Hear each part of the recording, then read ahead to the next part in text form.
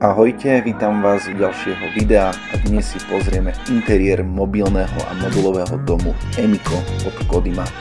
V interiéri vidíme kuchynskú linku, aktuálne je k dispozícii buď antracitová, biela s hnedou pracovnou doskou, alebo potom aj takáto hnedá imitácia dreva, konkrétne orech, alebo ešte príležitosť si vybrať takúto svetlejšiu hnedu, ktorú aj ja mám vo svojom dome.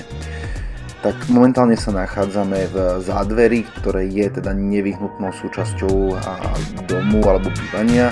Kúpeľňa je už v štandarde zariadená, to znamená, že tam nájdete sprchový kút, ohrev vody, toaletu, umývadlo a skrinku pre umývadlo.